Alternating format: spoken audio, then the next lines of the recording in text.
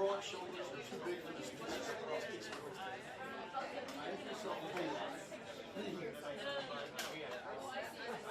The AP spent a lot of time.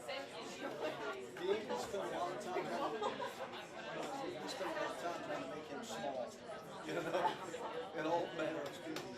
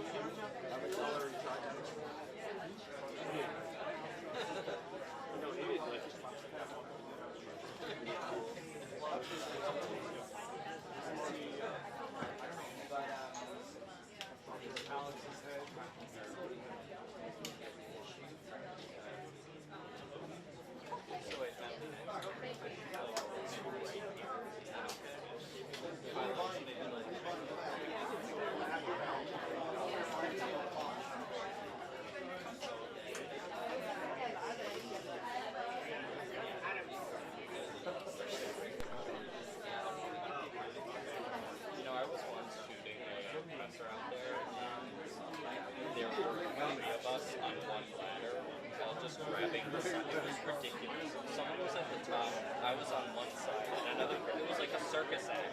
Another person was on the other. It was horrible.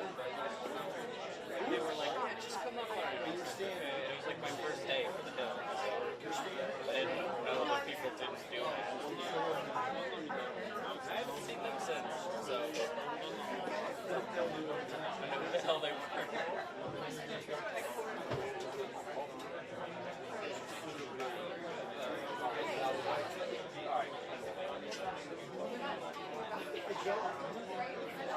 Right behind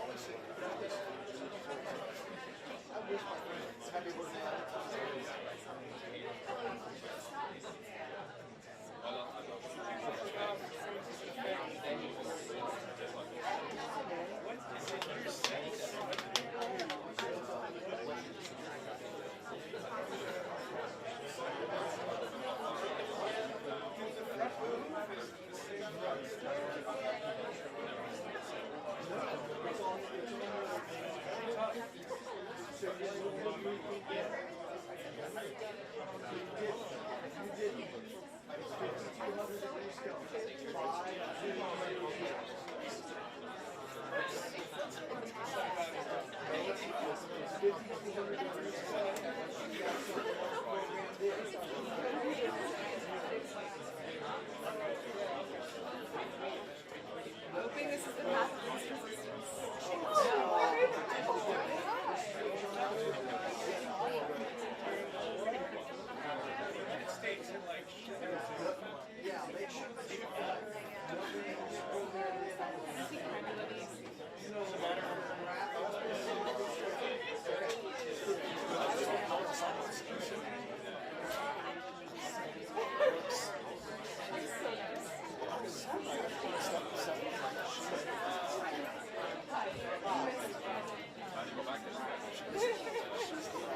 What did she do now? Is she was he blushing? Was he blushing? I was with a friend of mine and I see him walking around.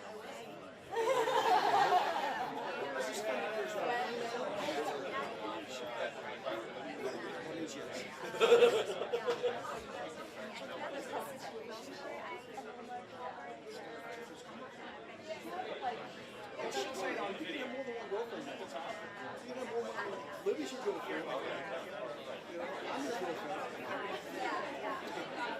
I'm your ex-girlfriend. I'm your ex-girlfriend.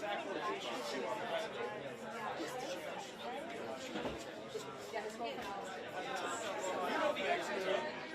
Don't we all? You know which ex it is.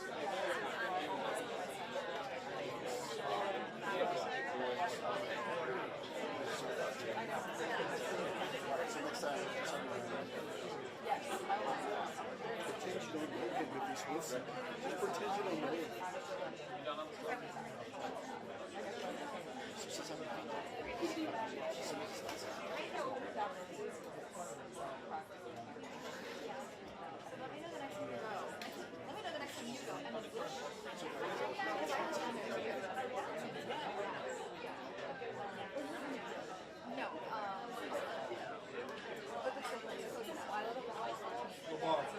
yeah.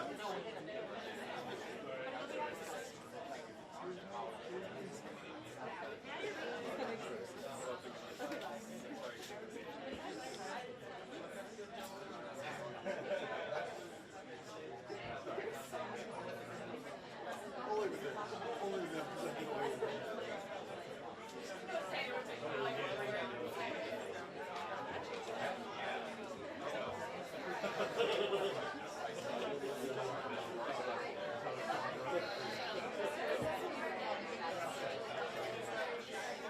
Just barely. Up at that price.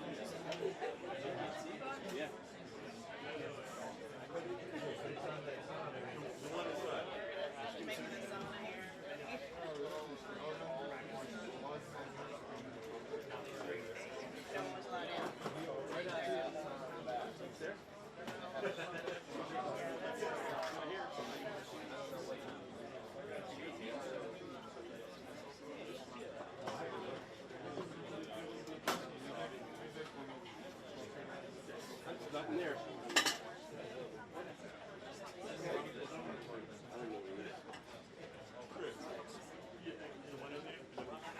It should be up there. Feet.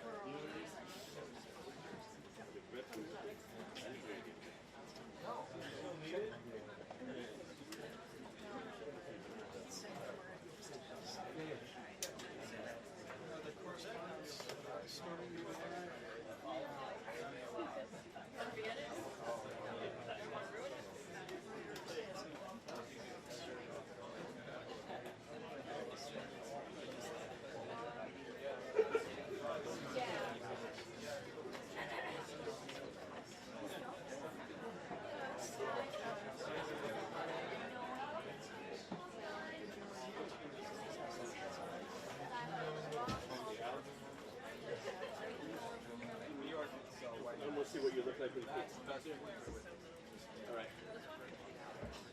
Good. I get a copy of that at a wide shot. Little walkout with a double night. I'm gonna be zooming. If I zoom in, it'll look perfect. Oh. I have a metal water bottle.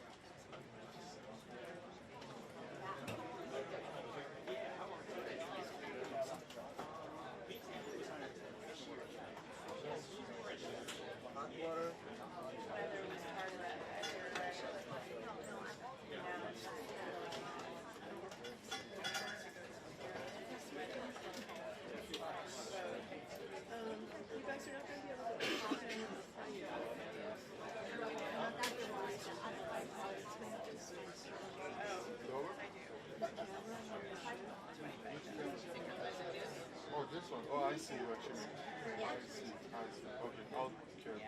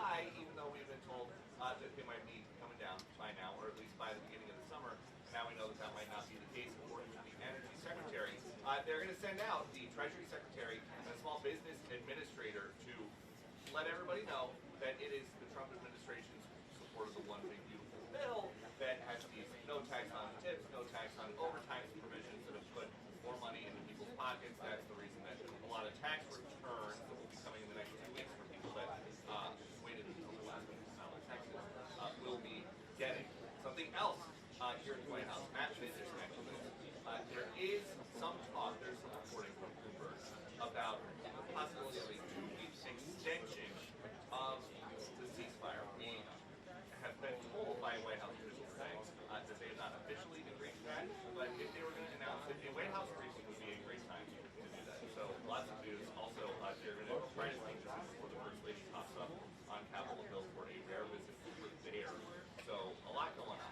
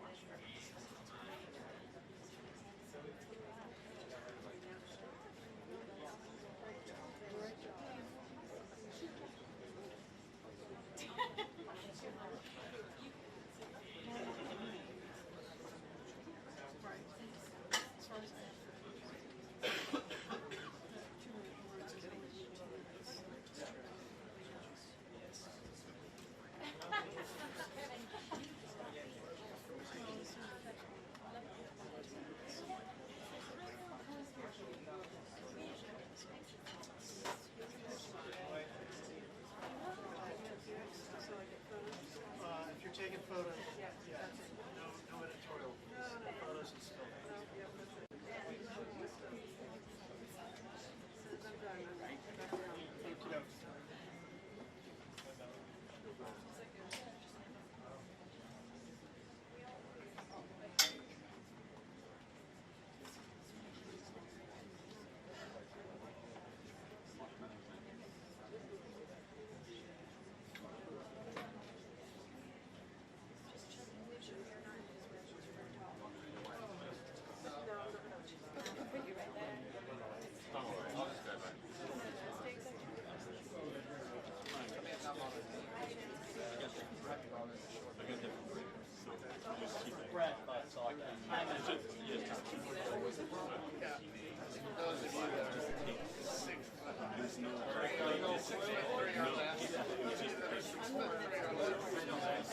Thank you.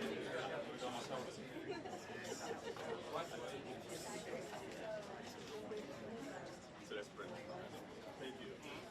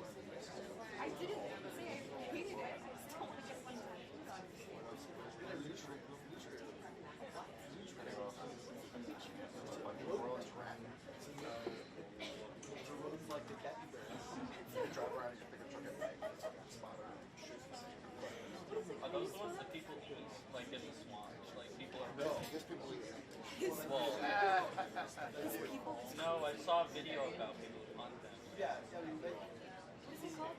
Nutrix.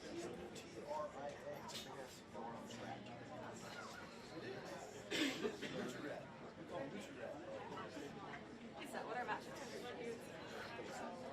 Never heard of a Nutri-Rat? Wait, it does look like a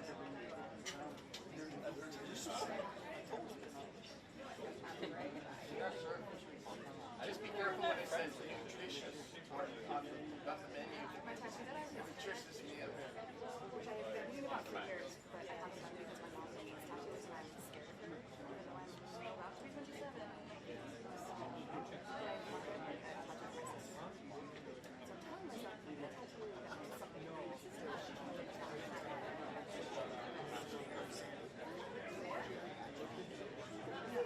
She did a tattoo with her sister. What were your thoughts? I'm just trying to understand. Of a capybara. And the Nutri-Rat.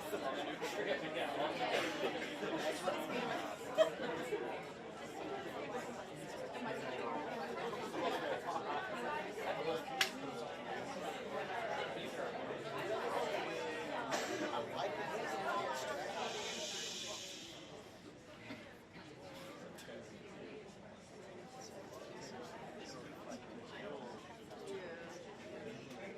In honor of Mary.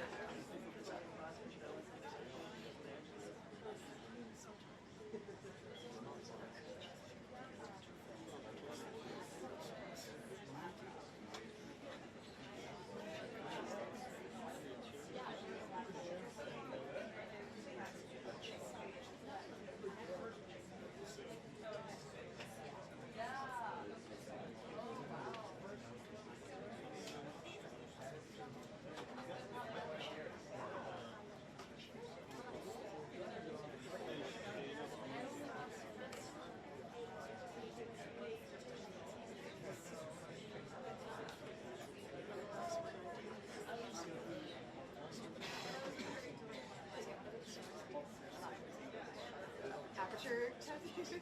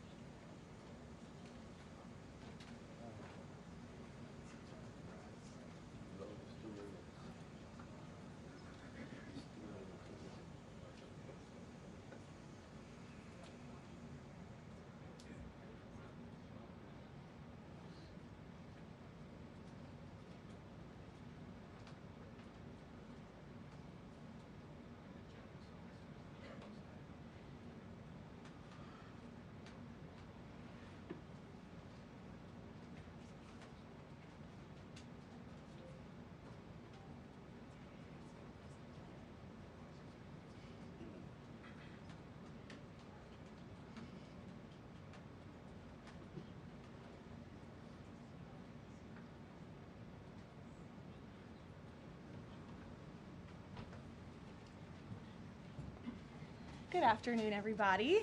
Good afternoon. How are you? Good to see you. We have a packed house, and I have two very special guests with me today. I will start with some scheduling announcements. Tomorrow afternoon, President Trump will travel to Las Vegas, Nevada to hold a roundtable and deliver remarks on the working families tax cuts. On Friday, President Trump will travel to Phoenix, Arizona to deliver remarks at a Turning Point USA event at Dream City Church. And I'm really honored to be standing here today on Tax Day with two esteemed members of the President's cabinet and his excellent economic team, Treasury Secretary Scott Bessent and Small Business Administrator Kelly Loeffler. As we have seen this tax season, President Trump's working families tax cuts have put a historic amount of money back into the pockets of the American people this year.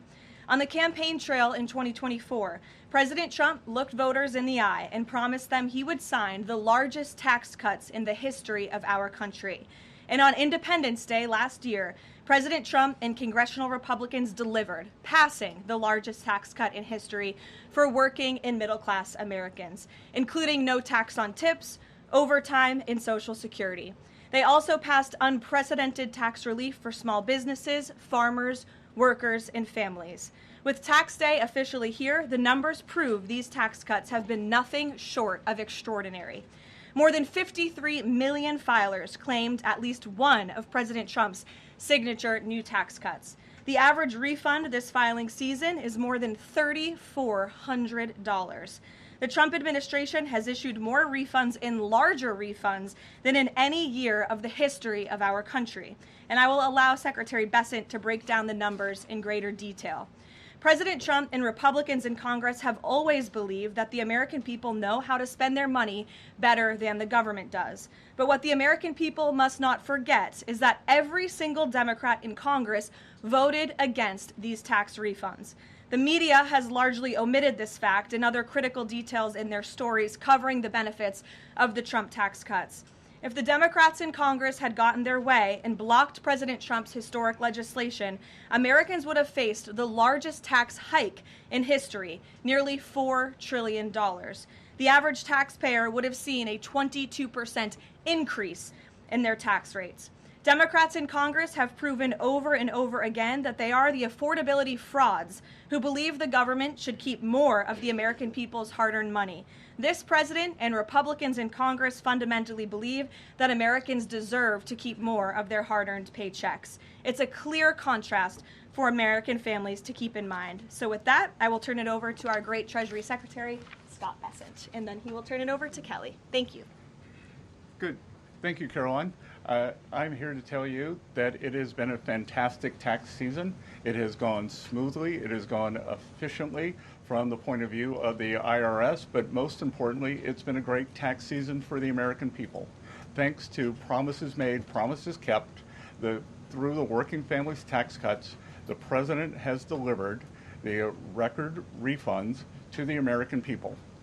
More than 45% of the filers of the returns that we have seen have had at least one of the 4 president's signature policies: no tax and tips, no tax and overtime, the deductions for our great seniors, and the deductibility of interest on auto loans for American-made cars.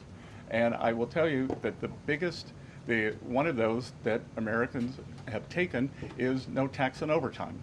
And it's the American way. If you want to work longer hours, you get to keep more of your money.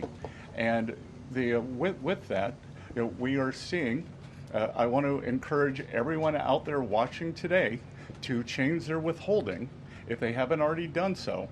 Because if you change your withholding, then you will get an automatic real wage increase on a weekly or a monthly basis, and you will be able to keep more of your money this calendar year.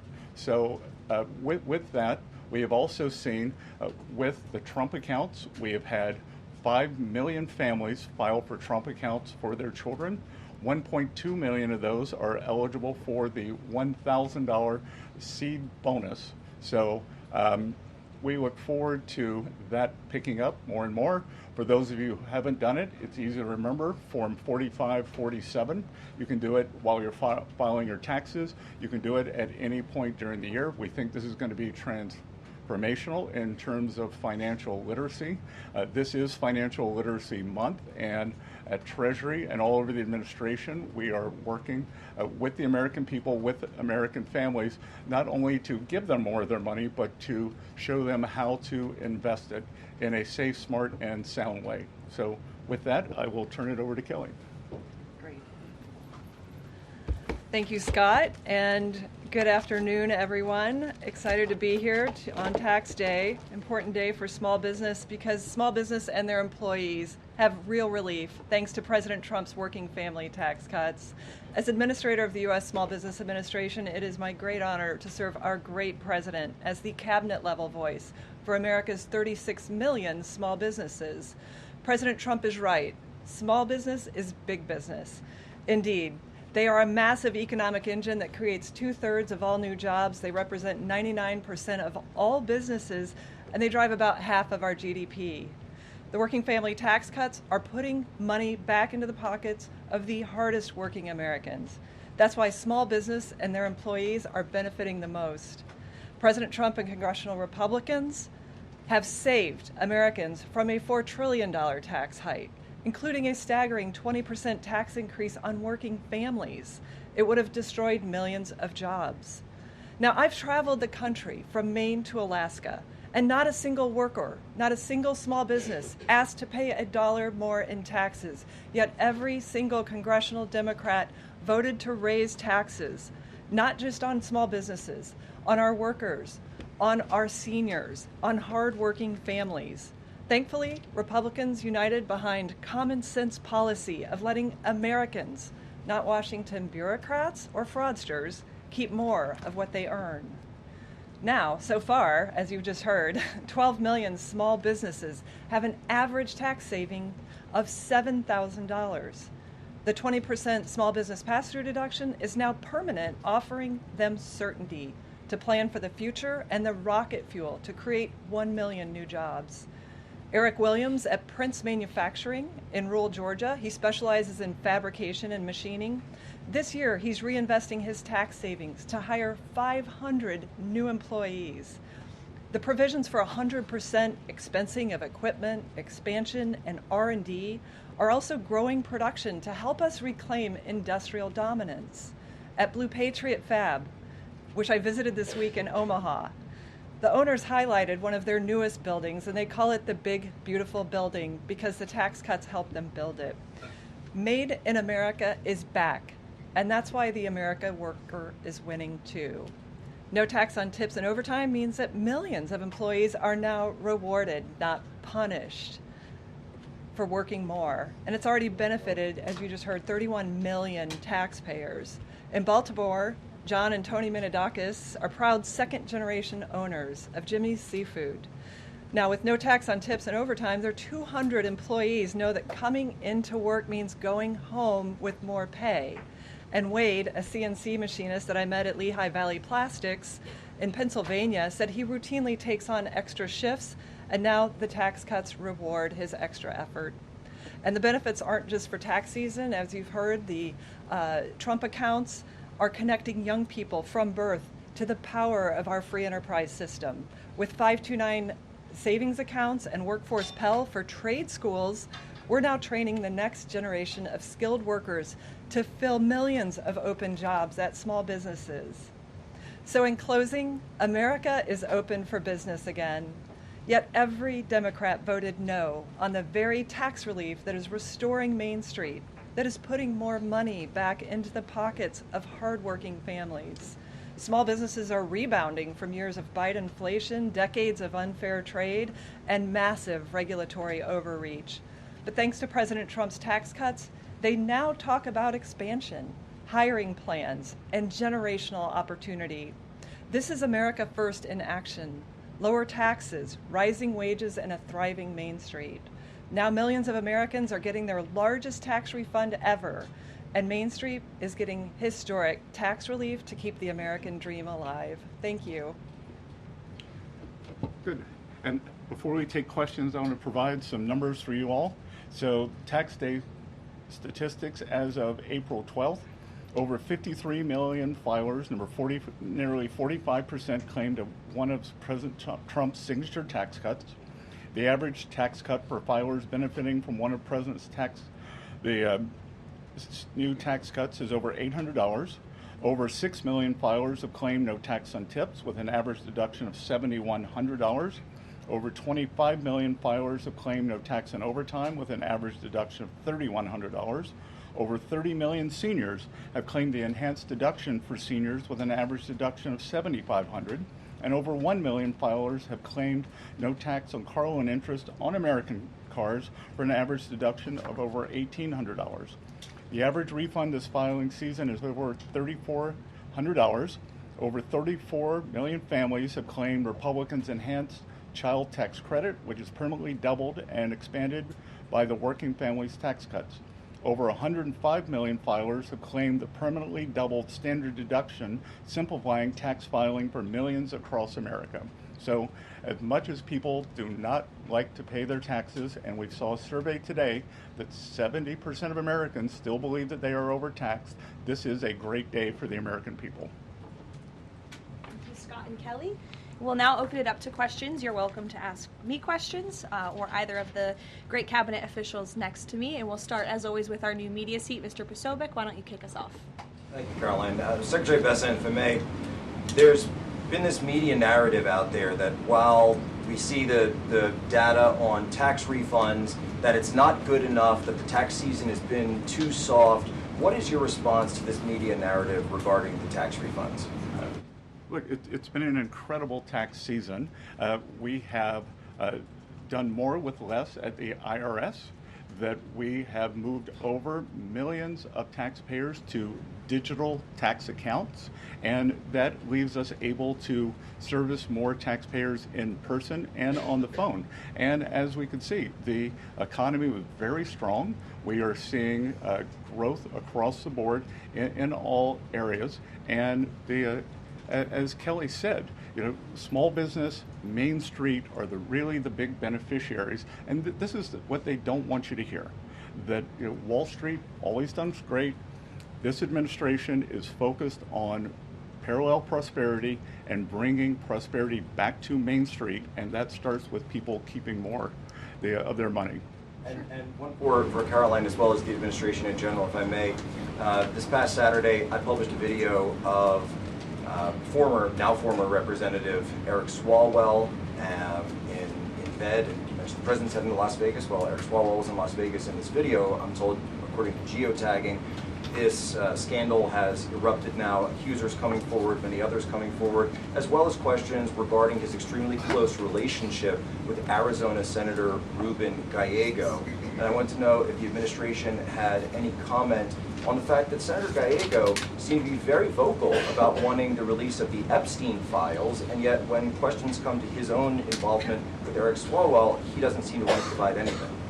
Yeah, look, I think the accusations and allegations against former Representative Swalwell are despicable and disgusting. I think it's also quite plausible, as you point out, Jack, that there were many other Democrats in this town on Capitol Hill who knew about his perhaps illegal behavior, certainly his disgusting and inappropriate behavior, and why were they silent for so long? I think those are questions that must be raised of these sitting representatives, including Mr. Gallego, and I hope that the journalists in this room will do their jobs, and the journalists on Capitol Hill will do their jobs to ask Democrats in power how they knew about such despicable behavior from one of their elected representatives for so long, but never said or did anything about it. So that's what we hope to see as far as the White House and the President is concerned. Thank you. Peter. Thank you. I have one for you and then one for Secretary Besson. Sure. For you, Karoline, there are now 10 American scientists who have either gone missing or died since mid-2024. They all reportedly had access to classified nuclear or aerospace material. Is anybody investigating this to see if these things are connected? I've seen the report, Peter. I haven't spoken to our relevant agencies about it. I will certainly do that and we'll get you an answer. If true, of course, that's definitely something I think this government and administration would deem worth looking into, so let me do that for you. Thank you. And Secretary Besson, it doesn't sound like we're going to have $3 a gallon gas by summertime, which we had initially been told by the Energy Secretary. He now says that it would be very aggressive if we're going to get to the $3 a gallon gas by the summer. So when are we really going to get $3 a gallon gas? Well, I think that's going to be up to how the negotiations go. President Trump said this morning that he thinks we're nearing the end. The U.S. kept their side on the ceasefire. We've stopped firing. The Straits of Hormuz have not been completely reopened, so we will see. And I'm optimistic that during the summer we will see gas with a 3 in front of it sooner rather than later. It's Bank Week here in D.C., so I've been meeting with a lot of my Middle Eastern counterparts, the finance ministers, and they all say that once the straits are open, they can start pumping again within 1 week. So not by summer like Memorial Day, but maybe by Labor Day? Again, I'm optimistic that sometime between June 20th and September 20th that we can have $3 gas again. And as I said this morning too, we are going to be watching the gas stations because they raise prices very quickly when when the crude oil prices went up. We hope they'll bring them down just as quickly as crude oil prices have come down, which they've come down substantially just in the past 10 days. Great. Sure. Thank you so much, Caroline. Can you give us an update on the president's thinking on the next attorney general? A lot of names have been going around, like Ron DeSantis, Rudy Giuliani, Ed Martin. They're being floated as contenders. What qualities is the president looking for in a new AG? And will there be accountability for what many have described as weaponization within Biden's office when he was the president? Sure. Well, certainly ensuring that there's accountability for the weaponization of justice that took place under the Biden administration is a top priority for this president. With respect to names that are floated, there are always names floated in the press. Sometimes I have a chuckle when I read some of the reports about certain people floated for certain jobs. As far as the president is concerned right now, Todd Blanche remains the acting attorney general. The president feels he's doing a good job, and that's where it remains right now. I don't have any personnel updates for you today. Annie. Thank you, Caroline. I have a question for you and also for the Treasury Secretary. First of all, there was an interview that Dr. Mehmet Oz did recently where he described the president's views on his own diet. He said that he argued that diet soda is good for him because it kills grass. And if you pour it onto the grass, the grass is killed and it therefore must kill cancer cells. I'm wondering if you can, was this sort of an accurate description of how the president sees? Look, as we all know in this room, I think you know the president has a very good sense of humor. It's one of his most underreported characteristics, I would say. I have heard him tell this joke before. I think the Wall Street Journal should get a better sense of humor. And then another one for you. Has the president filed his taxes and is he going to release them publicly? It's actually a very good question. I have not inquired with the president directly about his own taxes, but I'm happy to do so and we'll get you an answer on that. Secretary Besson, I have filed my taxes.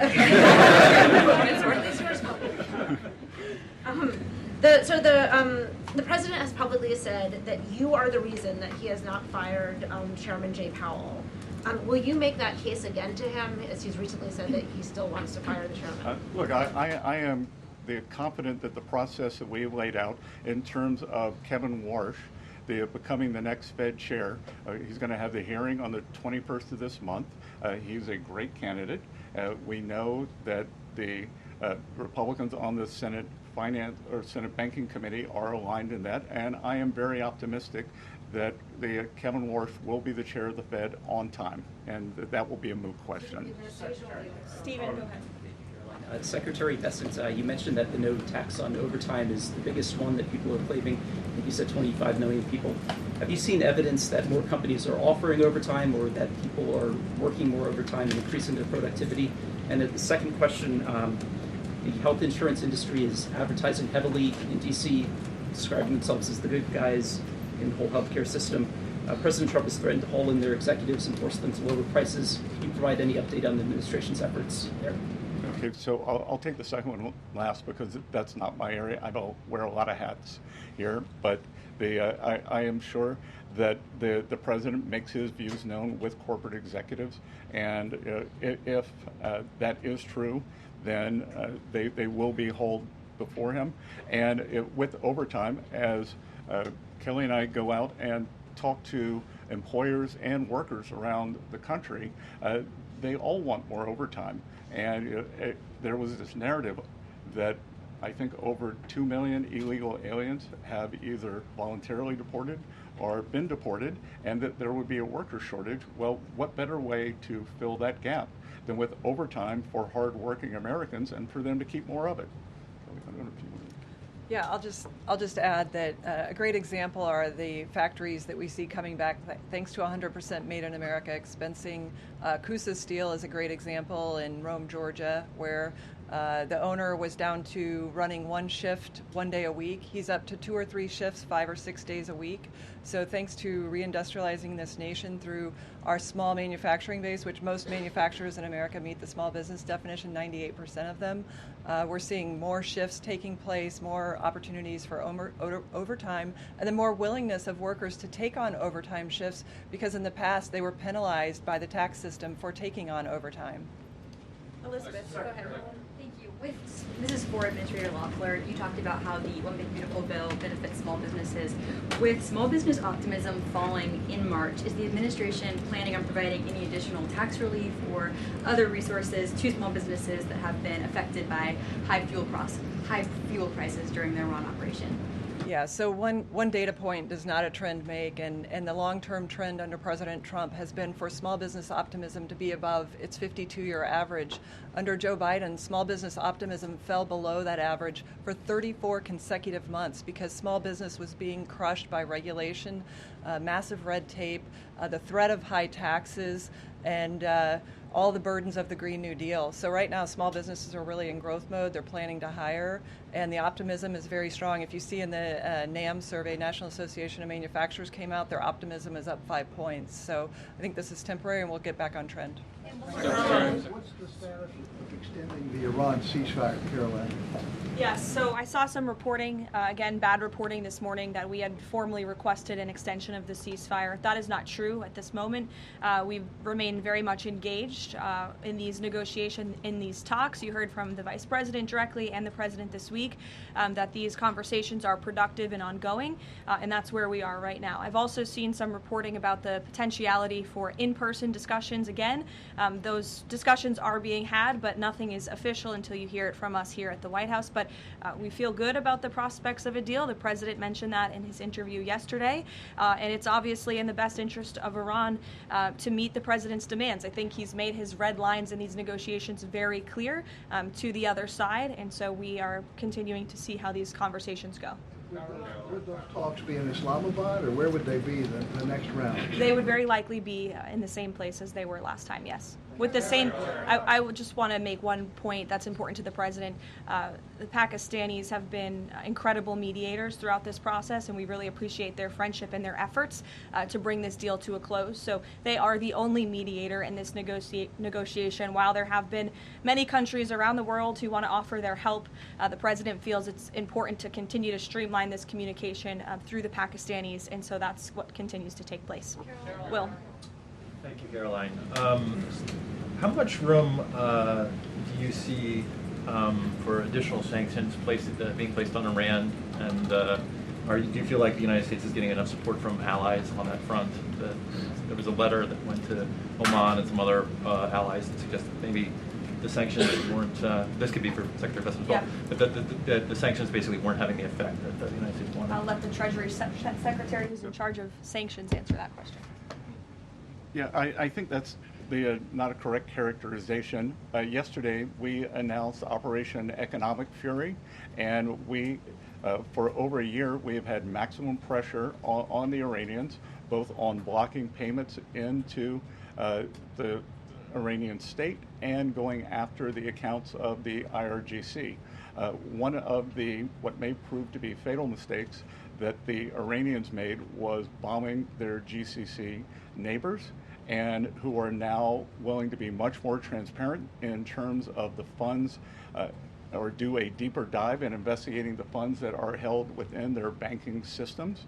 So we have pushed out to them the request that we want to freeze more funds of the leadership of the IRGC and any members of Iranian leadership. The other thing that we have done is we have told countries that if you are buying Iranian oil, that if Iranian money is sitting in your banks, we are now willing to apply secondary sanctions, which is a very stern measure, and the Iranians should know that this is going to be the financial equivalent of what we saw in the kinetic activities. Is this an example of expanding the war economically as opposed to militarily? Is this another phase in the... Exactly. Secretary, what was the coordination? Any update on the insurance program, the U.S. reinsurance program for ships and tankers sailing through the Strait of Hormuz? Any update on that, sir? Well, it's now up to $40 billion.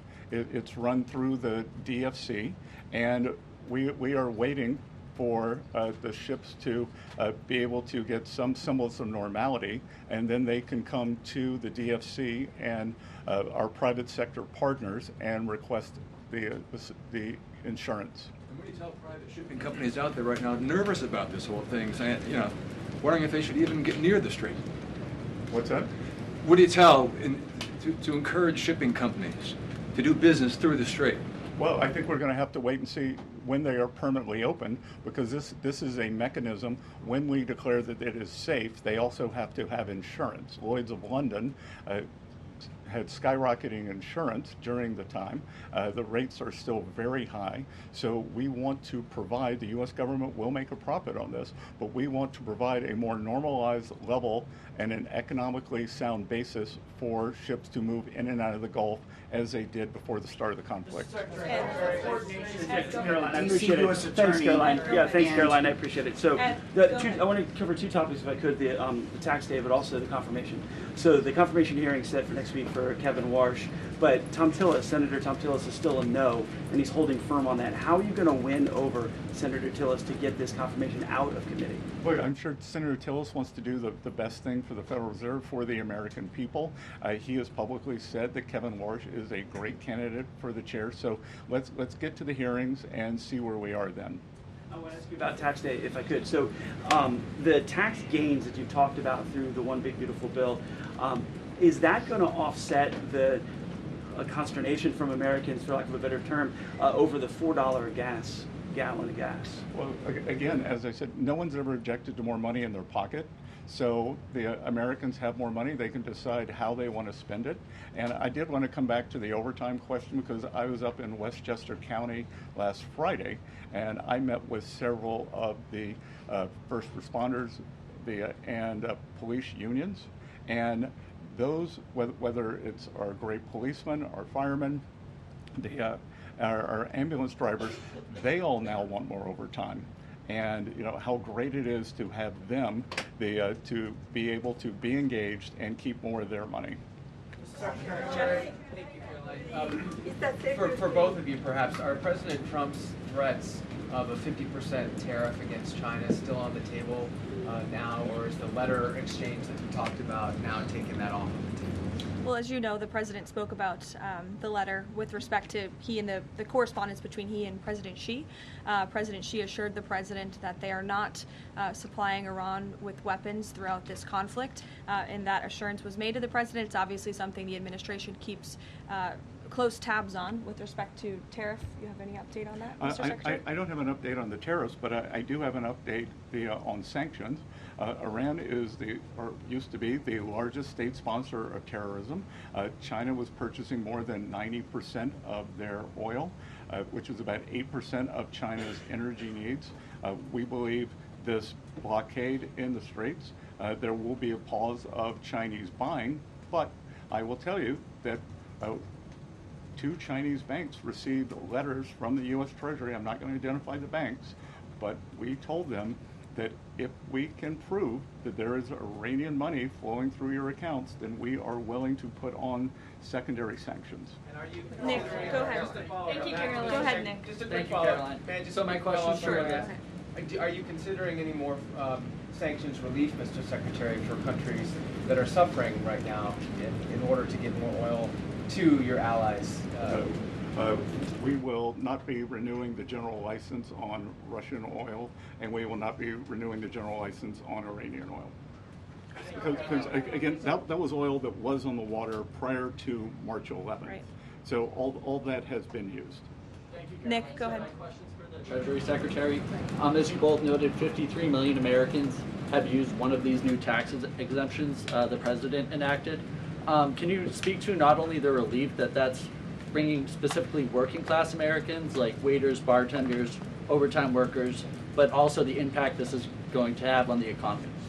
Well, a couple of things there is I can tell you, I think Kelly's very popular, but I think with service workers, I may be the most popular cabinet secretary in D.C. because when I show up, a doorman, not so much bartenders, but waiters, waitresses, they all say, thank you for no tax on tips. Again, I was in a diner up in Westchester County, and this is a home run in terms of what's happening with these folks.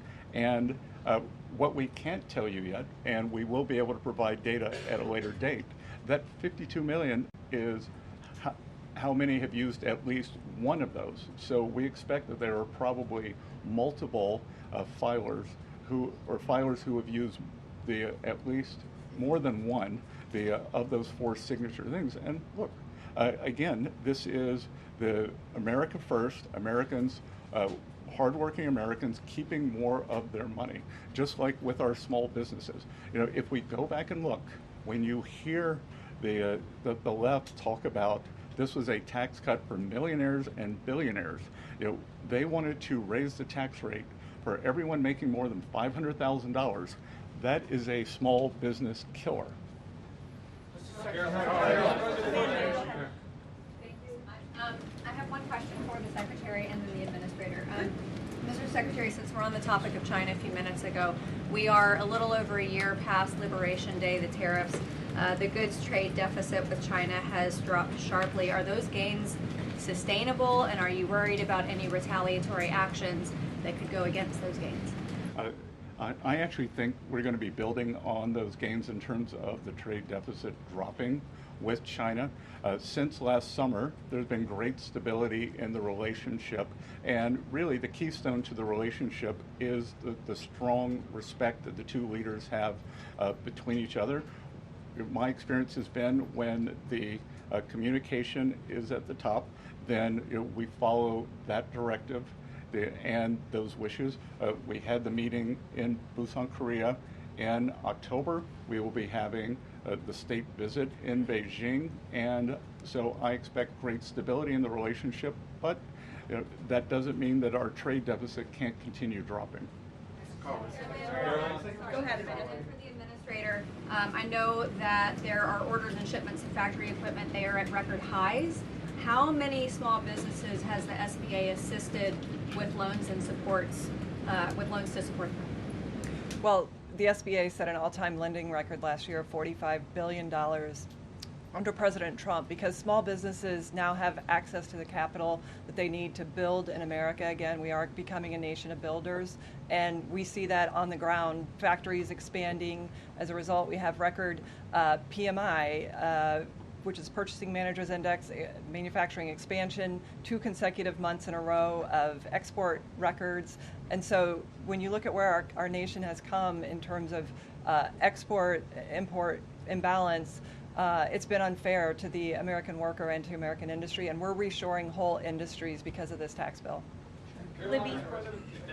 Libby, go ahead. Thank you, Caroline. I have 2 questions for you. The first one is about Iran. The second one's actually about United Airlines that I want to ask you about. So on Iran, is there a timeline for how long this blockade is going to remain in place in the Strait of Hormuz by the United States that President Trump has voiced to you or that you've heard among officials?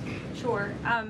I will never set timelines on behalf of the President of the United States, but with respect to the blockade, as you know, it has been fully implemented, and it's being enforced against vessels of all nations entering or departing Iranian ports. I want to make that point clear. I've seen some misreporting on that as well.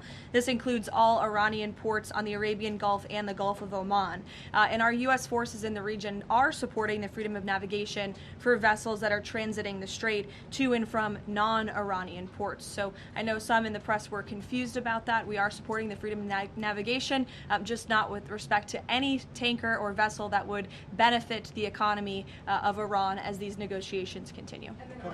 So there was reports that the CEO of United proposed a merger with American Airlines. This would affect tens of millions of Americans.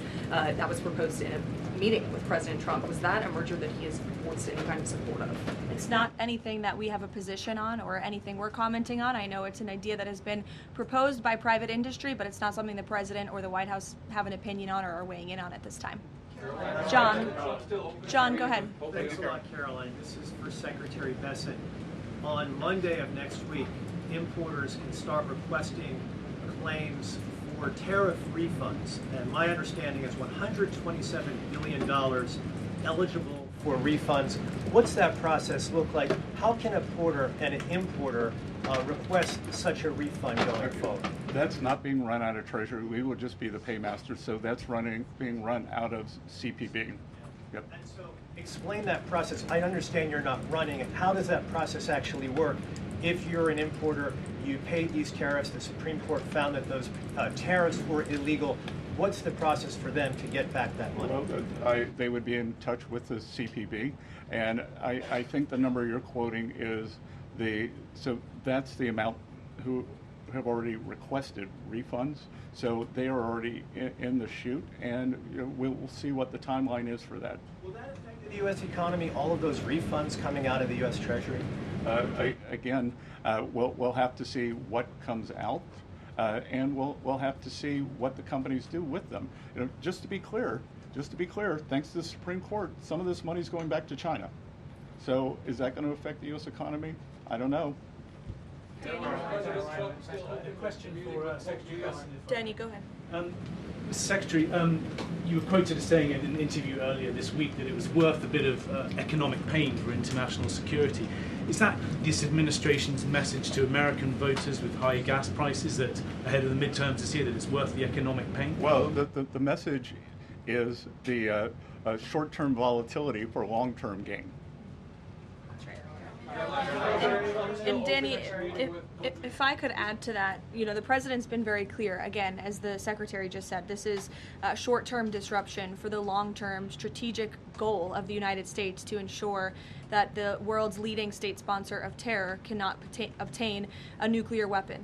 That's a good thing for the American people. That's a good thing for people all over the world. And as the president and his economic and energy team have repeatedly stated, as soon as the operation and now the negotiations with Iran conclude and the strait is reopened, we do expect gas prices to decrease. And thank goodness we have a president and an administration that believes in American energy dominance in bringing down prices at the pump.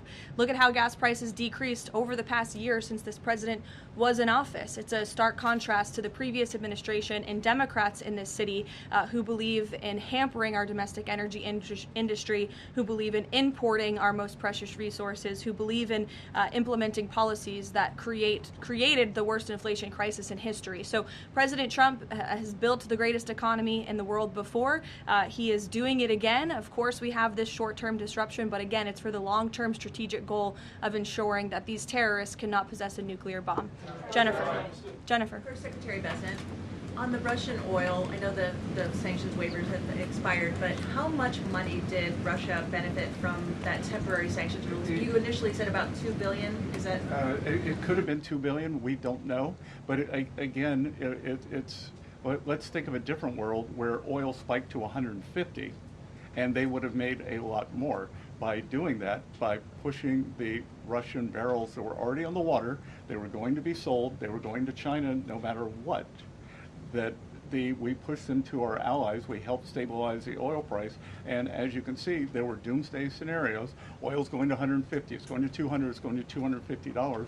West Texas crude for the front month delivery is about $92 or $93 now. Thank you, everybody. I know we have two very busy cabinet secretaries with us here today. Before we do depart, just one final announcement. As you know, this year we celebrate America's 250th birthday. In honor of this historic occasion, President Trump and the Department of Interior will submit plans for the United States Triumphal Arch, which will be an architectural masterpiece to celebrate our history right here in Washington, D.C. This is a rendering of the Arch for you. Thank you, Peter. It's quite beautiful, as you can see, and this monumental arch will beam at 250 feet tall in honor of 250 years and stand on ground that is currently empty green space in Memorial Circle on Columbia Island, a man-made island in the Potomac River managed by the National Park Service. The United States Triumphal Arch will be outfitted with beautiful artwork and depictions celebrating the success of the American people over our 250-year history and the enduring triumph of the American spirit. Long after everyone in this room is gone, our children and grandchildren will remain inspired by this national monument. Beginning construction this year on the architectural arch is a fitting way to commemorate the 250th anniversary of American independence. Great nations build beautiful structures that cultivate national pride and love of country, and this triumphal arch should be a project that all Americans of all political persuasions can support because it's a monument for every American to celebrate 250 years of our nation's proud history. And again, the plans for this will be submitted tomorrow. And we'll have many more announcements with respect to our 250th anniversary in the coming months as we look forward to the 4th of July. Thank you very much, everyone. Have a great day.